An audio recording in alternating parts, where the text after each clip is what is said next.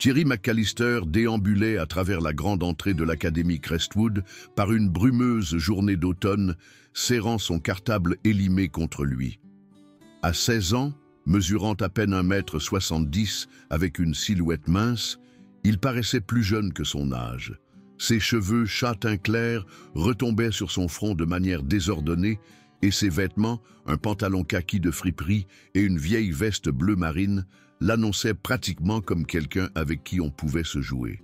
Déménager de la campagne bretonne à ce pensionnat somptueux était l'idée de son père d'un nouveau départ après le décès de sa mère.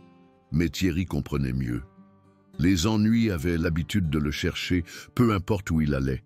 Les couloirs de Crestwood bruissaient de l'excitation des élèves revenant d'excursions du week-end.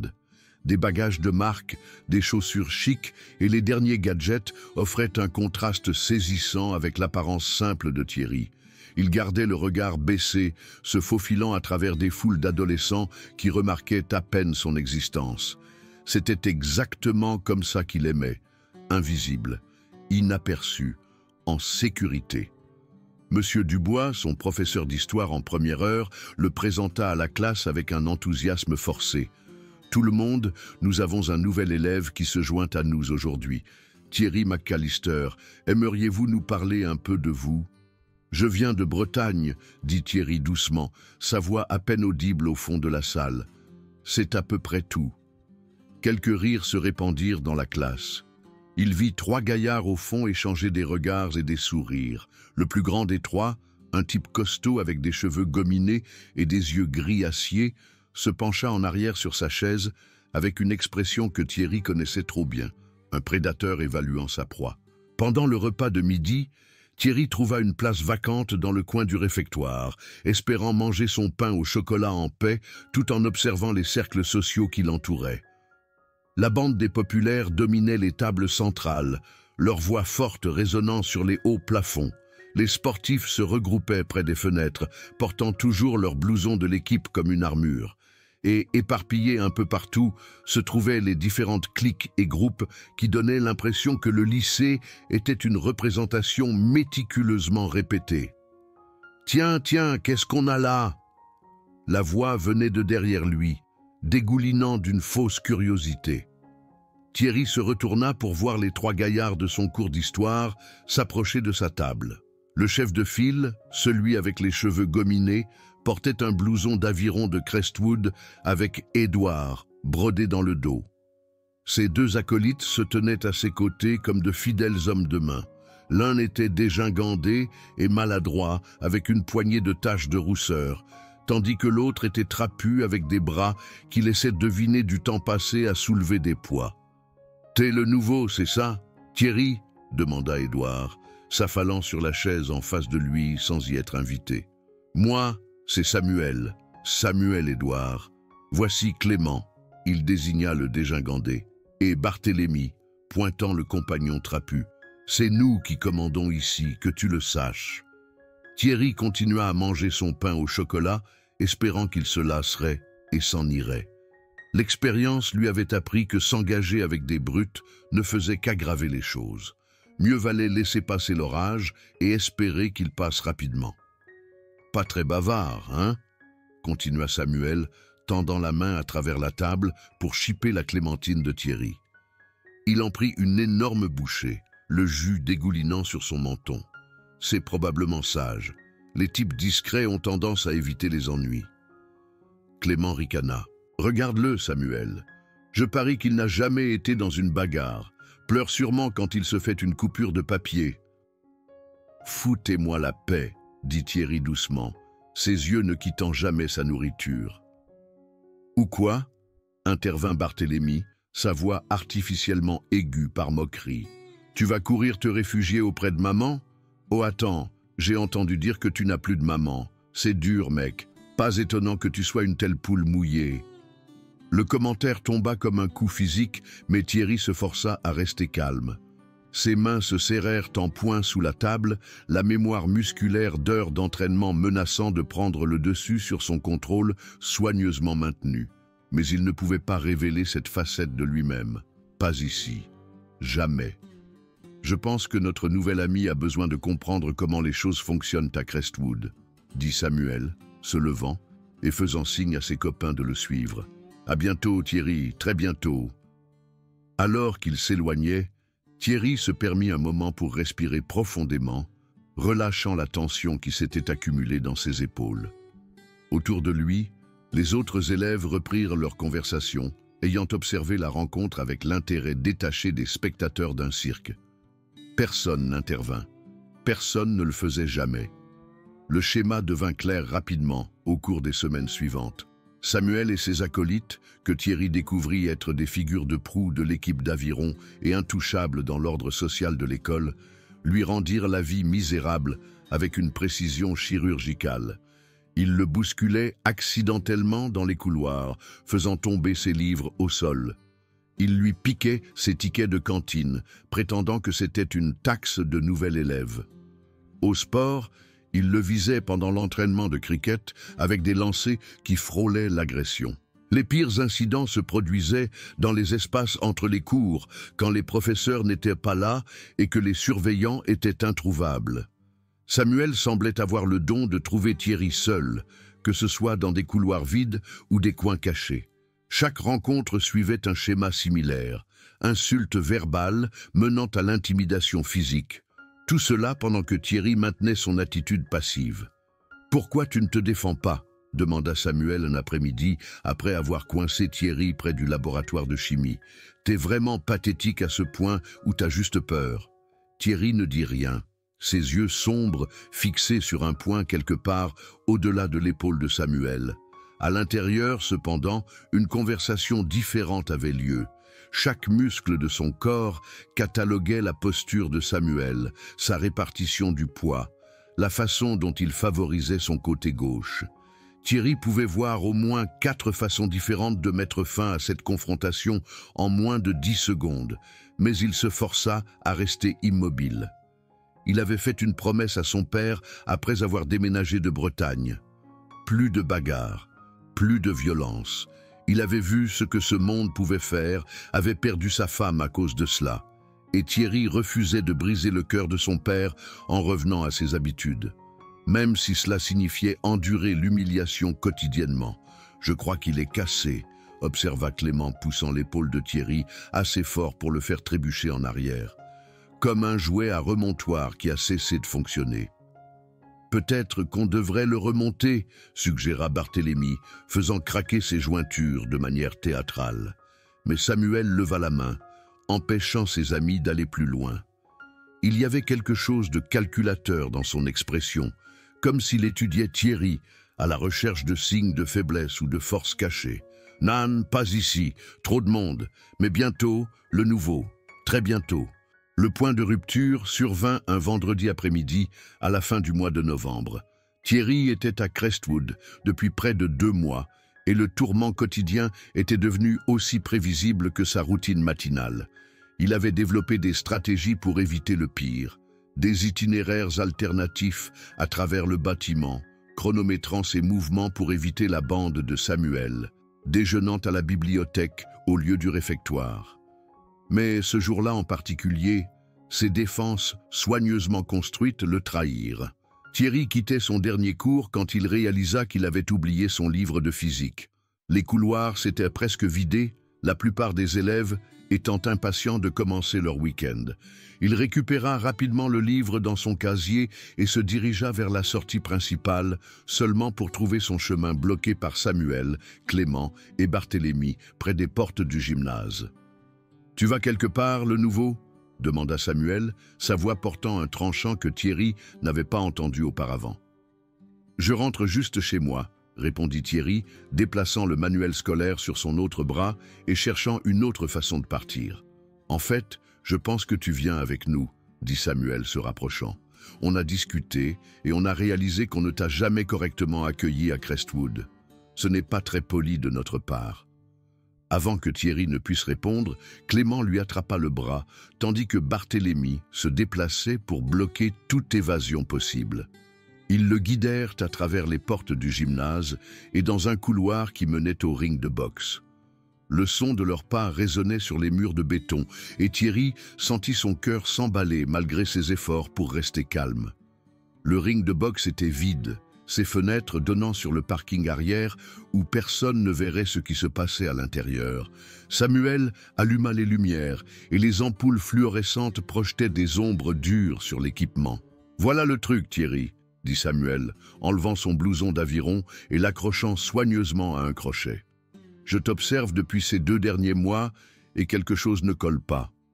Tu encaisses tout ce qu'on te balance sans te défendre, mais il y a quelque chose dans tes yeux, quelque chose qui dit que tu pourrais te défendre si tu le voulais. » Thierry posa son manuel scolaire sur un banc à proximité, ses mouvements délibérés et contrôlés. « Je ne veux pas d'ennui. »« Tant pis, » intervint Clément, « parce que les ennuis t'ont trouvé. »« Tu vois, je pense que tu caches quelque chose, » continua Samuel, remontant ses manches. « Peut-être que t'es plus dur à cuire que tu n'en as l'air. Peut-être que tu joues juste la victime pour obtenir de la sympathie. Quoi qu'il en soit, j'en ai marre de me poser la question. » Barthélemy fit craquer ses jointures à nouveau, le son anormalement fort dans l'espace clos. « On peut en finir ? J'ai un rencard ce soir. »« Tu sais ce que je pense ?» demanda Samuel, entrant dans l'espace personnel de Thierry. « Je pense que t'es un faux.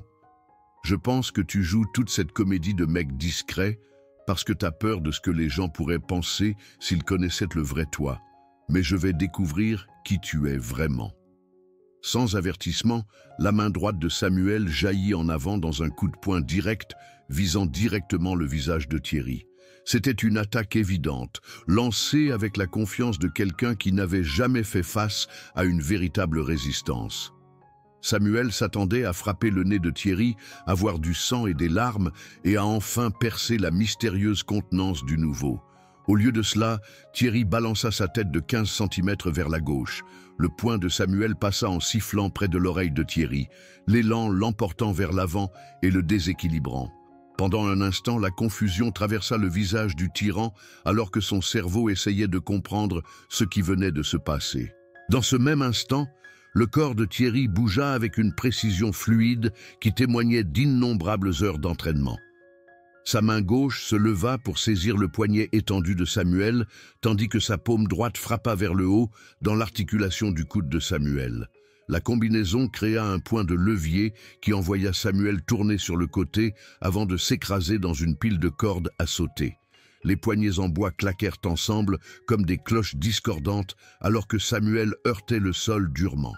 Clément réagit en premier, chargeant vers l'avant avec sa plus grande portée et lançant un coup de poing maladroit. Thierry se baissa sous le coup et balaya la jambe avant de Clément, en voyant le garçon dégingandé dégringoler au sol. Avant que Clément ne puisse se rétablir, Thierry l'attrapa par le col et l'aida à se relever, seulement pour le rejeter immédiatement au sol, avec un lancer d'épaule parfaitement exécuté qui envoya Clément glisser sur le sol rembourré. Barthélemy, malgré sa carrure trapue et son expérience en musculation, hésita pendant une seconde cruciale alors qu'il regardait ses 2 amis se faire démanteler avec une précision chirurgicale. Cette hésitation lui coûta cher. Thierry réduisit la distance entre eux en 2 pas rapides, feinta à gauche pour attirer la garde de Barthélemy dans cette direction, puis enfonça son poing droit dans l'estomac de Barthélemy avec une force suffisante pour le plier en 2, haletant à la recherche d'air. Toute la confrontation dura moins de 30 secondes. Samuel se releva difficilement, son blouson d'aviron maintenant froissé et ses cheveux gominés ébouriffés. Du sang coulait d'une petite coupure sur son front, là où il avait heurté les cordes à sauter. « Qu'est-ce que c'est que ce bordel? Comment as-tu... »« Tu voulais savoir qui je suis vraiment ?» demanda Thierry, sa voix calme, mais portant une nouvelle autorité qui remplissait la pièce. « Je suis quelqu'un qui se bat depuis l'âge de 7 ans. Je suis quelqu'un qui a passé tous les après-midi pendant 10 ans à apprendre à me protéger à main nue. Je suis quelqu'un qui a choisi de ne pas utiliser ses compétences parce que j'ai promis à mon père que je ne deviendrais pas le genre de personne qui résout les problèmes avec la violence. » Clément se roula sur les mains et les genoux, essayant toujours de comprendre comment il s'était retrouvé si rapidement au sol. Barthélemy resta plié en 2, prenant des respirations superficielles et ayant l'air d'être sur le point de vomir. « Mais voici ce que vous devez comprendre », continua Thierry, ses yeux sombres passant d'un tyran vaincu à l'autre. « Ce n'est pas parce que je ne veux pas me battre que je ne peux pas me battre. Ce n'est pas parce que je préfère la paix que je vais vous laisser me marcher dessus éternellement. Vous avez poussé et poussé jusqu'à ce que vous brisiez quelque chose en moi. Et maintenant, vous allez voir ce que je retenais. » Samuel essuya le sang de son front avec le dos de sa main, son expression passant par la colère, la confusion et quelque chose qui aurait pu être de la peur. « Ce n'est pas fini. »« Si, c'est fini, » répondit Thierry fermement. « Parce que si vous revenez vers moi, je ne me retiendrai pas la prochaine fois. Ce qui vient de se passer, c'était moi qui étais gentil. C'était moi qui utilisais juste assez de force pour faire passer un message sans sérieusement blesser aucun de vous. Mais si vous me poussez à nouveau, si vous me forcez à choisir entre votre bien-être et le mien, je choisirai le mien à chaque fois. » Il ramassa son manuel de physique et se dirigea vers la porte, s'arrêtant seulement quand Samuel l'appela derrière lui. « Attends, comment sait-on que tu ne vas rien dire à personne à propos de ça ?» Thierry se retourna, étudiant les trois garçons qui lui avaient rendu la vie misérable pendant des mois. Ils avaient l'air plus petits maintenant, en quelque sorte dégonflés et ordinaires. « Parce qu'il n'a jamais été question de vous embarrasser ou de me venger, il s'agissait de faire cesser ça. Si ça s'arrête, alors c'est fini. Si ça ne s'arrête pas, » il haussa les épaules. « Eh bien, vous avez vu ce qui arrive quand on sous-estime les gens. » La nouvelle de l'incident du ring de boxe se répandit à travers l'académie Crestwood avec la vitesse que seuls les commérages de lycée pouvaient atteindre. Dès le lundi matin, tout le monde semblait savoir que quelque chose s'était passé entre Thierry McAllister et la bande de Samuel Edouard, bien que les détails variaient considérablement selon qui racontait l'histoire. Certaines versions présentaient Thierry comme un maître secret des arts martiaux qui avait détruit 3 stars de l'aviron sans transpirer.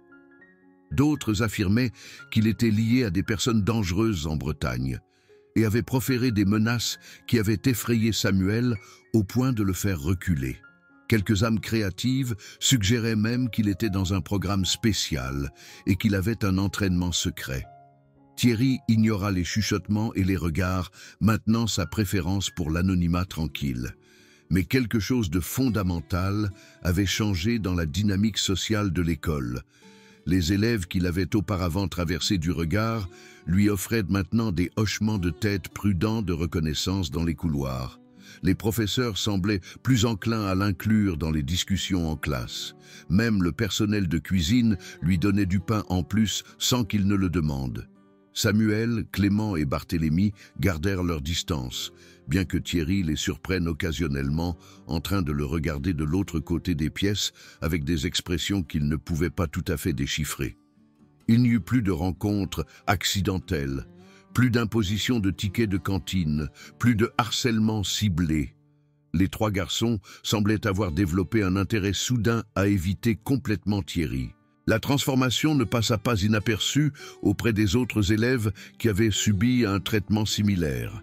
Un élève plus jeune, nommé Grégoire, qui avait été la cible préférée de Samuel auparavant, approcha Thierry un après-midi avec un mélange de curiosité et de gratitude. « Je ne sais pas ce que tu as fait, » dit Grégoire doucement. « Mais merci. Samuel ne m'a pas embêté une seule fois depuis la semaine dernière. » Thierry hocha la tête, mais ne s'étendit pas. Il n'avait aucun intérêt à devenir le héros désigné ou le protecteur de l'école. Il voulait simplement terminer sa dernière année en paix et passer à ce qui viendrait ensuite. Le véritable test survint 3 semaines plus tard pendant le déjeuner. Thierry était assis à sa table de coin habituelle, enfin capable de manger sans constamment surveiller ses arrières, quand il remarqua une agitation près du centre du réfectoire. Un groupe d'élèves plus âgés avait encerclé une jeune fille, se moquant de ses vêtements démodés et de ses chaussures usées pendant qu'elle essayait sans succès de ramasser ses livres éparpillés. Pendant un instant, Thierry ressentit l'envie familière d'intervenir, d'utiliser ses compétences pour aider quelqu'un qui ne pouvait pas s'aider lui-même. Mais ensuite, il aperçut Samuel Édouard à une table voisine, observant la scène se dérouler avec un intérêt détaché.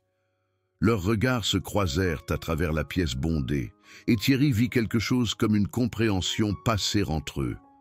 Samuel se leva, se dirigea vers le groupe de brutes et dit quelque chose que Thierry ne put entendre. Quoi que ce soit, cela fit disperser immédiatement les élèves plus âgés, laissant la jeune fille ramasser ses affaires en paix. Samuel ne fit pas un grand spectacle de cela et ne chercha pas à être reconnu pour son intervention. Il retourna simplement à sa table et continua à déjeuner. Ce n'était pas une rédemption, exactement. Samuel Édouard était toujours la même personne qui avait rendu la vie de Thierry misérable pendant des mois, mais c'était une reconnaissance. La reconnaissance que le pouvoir s'accompagnait d'une responsabilité et que la force devait protéger plutôt que de s'attaquer à la faiblesse. Alors que Thierry terminait sa dernière année à l'Académie Crestwood, il réfléchit aux leçons qu'il avait apprises sur la violence, le choix et le courage nécessaires pour briser les cycles de la souffrance. Il avait découvert que la vraie force ne se mesurait pas à la quantité de dégâts que l'on pouvait infliger, mais à la quantité de retenue que l'on pouvait montrer lorsqu'on était provoqué. Il avait appris que parfois, il fallait se défendre pour gagner le respect, mais que se défendre n'exigeait pas de devenir ce que l'on méprisait. Plus important encore, il s'était prouvé qu'il pouvait honorer sa promesse à son père tout en protégeant sa propre dignité. Les compétences qu'il avait acquises, avant la perte de sa mère, n'avaient pas à définir l'avenir de Thierry. Elles pouvaient simplement être des outils dans son arsenal, utilisés uniquement lorsque cela était absolument nécessaire et toujours dans le but de désamorcer la situation plutôt que de dominer. Le jour de la remise des diplômes, alors que Thierry traversait la scène pour recevoir son diplôme, il aperçut Samuel Édouard dans le public. L'ancien tyran lui offrit un petit signe de tête de reconnaissance, pas une amitié exactement, mais un respect mutuel entre deux personnes qui avaient appris quelque chose de précieux sur elles-mêmes et l'une sur l'autre. Thierry hocha la tête en retour, puis regarda vers l'avenir avec la confiance qui découlait du fait de savoir qui il était vraiment et de ce dont il était capable lorsqu'il était poussé trop loin. Il avait trouvé son équilibre entre la paix et la force, entre la victime et l'agresseur. Et cet équilibre lui serait utile dans tous les défis à venir.